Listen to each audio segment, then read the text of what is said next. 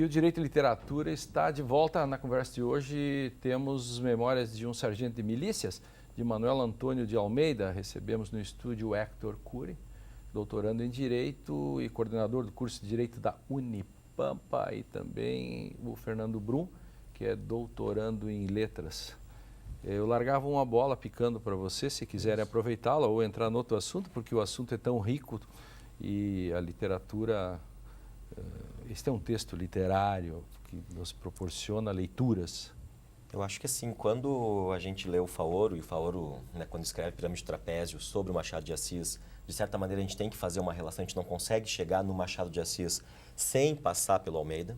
Né? Existem lendas aí que o Machado e o Almeida conviveram na tipografia nacional, que o Machado teria sido aprendiz do Almeida, mas são lendas que ninguém prova. Agora, o fato concreto é que o Machado bebeu na fonte do Almeida. Poxa. E o que o Almeida faz?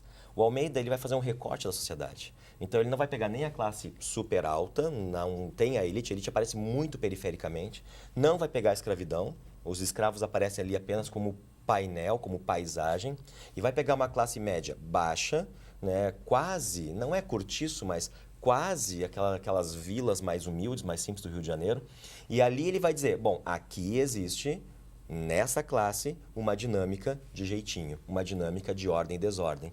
E aí todos os personagens, como a gente falava antes, vão fazer essa transição, mesmo aquelas personagens que tu imagina ou que tu não imagina, como no capítulo famoso, o capítulo do Arranjei-me. Né? Então nós temos o Arranjei-me do compadre. Ah, de onde é que o compadre tinha dinheiro? Ah, o compadre, ele era barbeiro, logo ele era cirurgião. E se ele era cirurgião, trabalhava no navio negreiro. E no navio negreiro, o capitão o chamou para pedir um favor. Né? E que favor é esse? Levar, ele está morrendo, está se sentindo mal, não tem cura, e levar o dinheiro da herança para a filha. E aí, então, o compadre, aquele que viria a ser o compadre depois, assim, não, pode deixar que eu faço isso. E ele arranja-se. Ou seja, aquele homem que é bom, aquele homem que cuida do Leonardo, aquele homem que é uma boa figura, mas lá no passado tem alguma coisa escusa, alguma coisa, né, esse arranjar-se do compadre. Então, o tempo inteiro o livro tem essa dimensão que nessa classe social, dentro desse espaço, nós temos esse jeitinho, esse andamento. Sim, algo que me parece também interessante em relação ao jeitinho é que apresenta um retrato que vai permear diferentes obras. Né? Eu sempre lembrei, quando eu recomecei a leitura do livro, eu lembrei direto do Buarque de Holanda. Pensei no Caio Prado, mas lembrei-me também do Roberto da Mata, com os Carnavais Malandros, que faz exatamente esse retrato público-privado, essas inversões. Que, embora ali apresente um retrato de uma faixa, de um extrato, já que estamos falando também do extrato da sociedade brasileira, num determinado período, percebe-se que esse jeitinho vai permear a atuação de todo o Estado.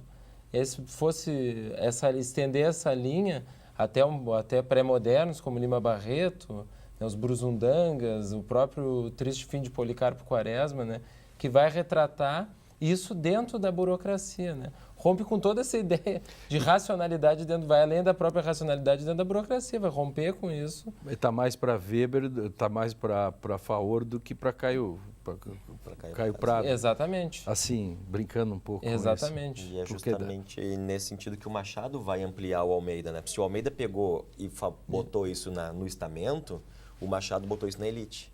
Claro. E aí é de mesma dimensão, e aí o Machado é a base para o Lima Barreto. Né? Então, tu percebe que existe toda uma linha aí de percepções da malandragem, né, que vai culminar com a morte do malandro no Chico Buarque. Né? Quando o Chico escreve lá a Ópera do Malandro, ele brinca com essa ideia da morte do malandro pós-Segunda Guerra Mundial. Agora já não é mais normal, o que dá de malandro regular, profissional. Claro. Ou seja, agora eu tornei a malandragem estatal, tá lá. Malandro tá com carteira profissional. Exatamente, tu Quer não dizer, vê mais o malandro. E o simbólico do malandro com carteira profissional acaba ele se infiltrando na ossatura, para usar uma expressão antiga do Poulantzas. Vocês são mais jovens e tal, eu sou dessa bela época aí desses negócios, dessa ossatura de se infiltrar no meio disso, né, que acaba gerando esse tipo, uma certa jabuticaba, que é uma coisa que só dá no Brasil, né? Que é esses elementos que corrompem a política e que são levados, inclusive políticos malandros que se elegem, que se reelegem. E por quê? E que é um retrato atual da nossa organização social. Essa forma de gerir a coisa pública ainda é permeada por esses aspectos. O rouba mais faz, o arranjo. Só foram mudando. Claro. Só mudou os o bordão. arranjos. Claro que nós estamos melhorando, mas por que nós precisamos, sim, Fernando e Hector, por que nós precisamos uma máquina fiscalizatória, tantas procuradorias e tudo? Por que nós precisamos tanta gente para controlar as coisas públicas? Justamente porque acho que falta ou sobra. Ou né? sobra. Ou sobra, né? Essa mistura do público e do privado, né? Aí voltamos ao homem cordial, né? A gente sempre volta ao homem cordial, né? Aquilo que aparentemente é bom, mas que na verdade é a negatividade do Brasil. Mas só para fazer um gancho em relação a isso, se a gente pensa essa malandragem e toda essa controladoria que a gente tem que ter em relação à vida pública, e sim... Aliás, tem um órgão chamado Controladoria. Sim. Geral da União. Existe.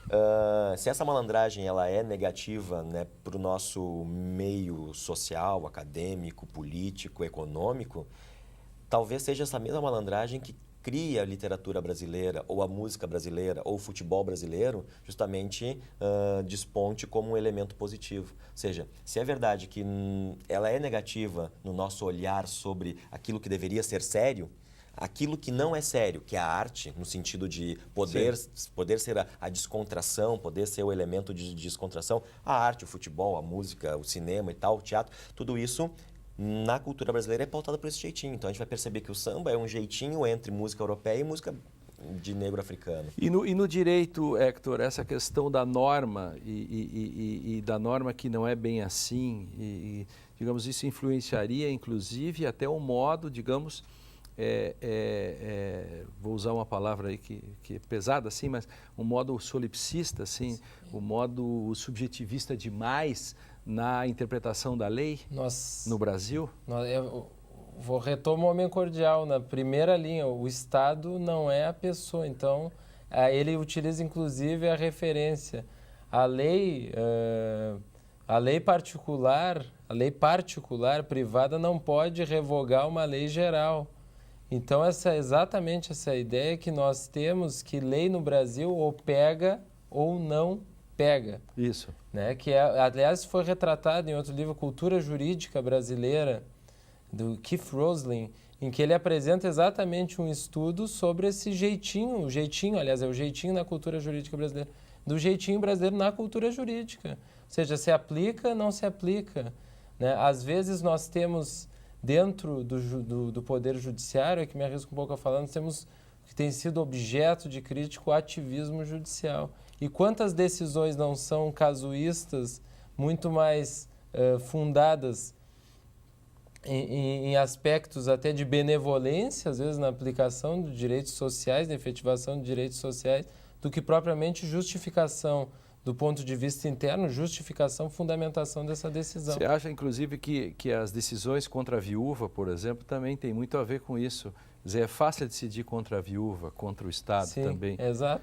Tem uma dissertação de um aluno da Unicinos, que foi me orientando, que é o Danilo Pereira Lima, que usa Faoro para fazer uma análise da discricionariedade, que ele mostra que tem a ver a questão do excesso de discricionarismo na interpretação e na decisão de políticas a partir dessa ideia de mistura de público e privado e da ideia da formação do nosso, entre aspas, caráter, né?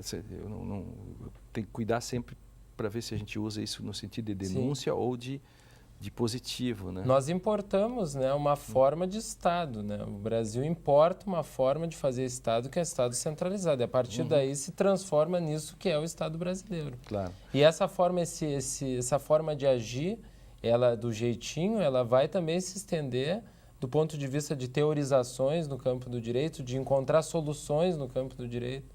Às vezes não se aplica a regra, mas aí se cria uma regra para dizer que a regra tem que ser aplicada. Mas, Fernando, acho... nós temos que apressar, assim, mas eu faço uma pergunta rápida, assim, Fernando, que essa questão do jeitinho, ela há que se cuidar também para que nós não usemos isso como desculpa para fazer jeitinhos. Uhum. Eu acho que, assim, o livro ele tem um mérito muito grande, que é o fato de ser o único livro do nosso romantismo, porque quer queiramos, quer não, apesar de todo o aspecto de realismo e de denúncia que ele apresenta, ele é um livro romântico, ele tem o grande amor, né, entre o Leonardo e a Luizinha, tá ali preservado, né, ele olha para ela, se apaixona por ela. Final feliz. O final feliz, o happy ending que aparece ali. Mas, de qualquer maneira, ele difere dos outros livros, do Alencar, do Macedo, enfim, dos outros autores, justamente pelo aspecto de ser um livro popularesco. Ele é um livro que tem a pretensão de ser cômico, de ser engraçado, de ser popular. Então, ele não está preocupado em construir o herói. Ele não está preocupado em construir o herói índio ou o herói bandeirante. Ele está preocupado em se divertir, né? E essa diversão é que vai trazer esse aspecto mais popular e, portanto, essa liberdade para poder brincar com as coisas, mas, ao mesmo tempo, fazer essa denúncia, esse olhar diferenciado. E, ao mesmo tempo, quando a gente pega uma figura como, por exemplo, a Dona Maria, ela é a representação viva, né, dessa transição, dessa dialética. Porque ela não vive de jeitinhos, ainda que ela colabore nos jeitinhos dos outros, mas ela vive de denúncias e demandas. Então, existe um processo assim, Por isso que o Brasil tem 90 milhões de processos. E parece que é uma moda, quanto mais da elite... Tudo se litiga, tudo se torna litigioso. E ela era viciada em demandas. Assim, o autor diz assim, ela é viciada em demandas, ela não pode ver sem uma demanda. Hector, nós estamos chegando ao final. Sim. Por que temos que ler esse livro? Como é que você levaria isso para a sala de aula? Nós temos o Brasil todo nos assistindo. Nós tem que ler o livro, porque o livro Memórias do Sargento de Milícia é um retrato da formação da cidadania do Brasil, da formação dos direitos, das diferentes gerações de direitos no Brasil. Ali nós conseguimos, de uma forma fácil, compreender um processo de formação que até hoje está arraigado na nossa cultura e, para aqueles que são direitos, na nossa cultura jurídica, no modo de fazer, no modo de agir também dentro do direito. Então, eu quero agradecer o Fernando. Foi muito legal discutir esse livro, porque ele tem esse caráter maquiavélico, assim, de que ao mesmo tempo pode ser um manual para príncipes ou para denunciar. Esse aqui ele demonstra, mas ao mesmo tempo critica, porque a partir dele vocês demonstraram brilhantemente essa questão. O direito à literatura, o tempo é o da modernidade, estamos falando de modernidade, a modernidade inventou o tempo inventou a modernidade. Ele fica por aqui, assista a este e outros programas no Facebook. Nós somos pós-modernos, chique.com/direito e literatura, e também no youtube.com/TV Rádio Justiça, Rádio Unicinos. Estamos na TV Justiça também. E não esqueça de participar, faça suas sugestões, comentários, mande cartas, ninguém mais escreve, enfim, e-mails. E eu espero você no nosso próximo encontro. Até lá.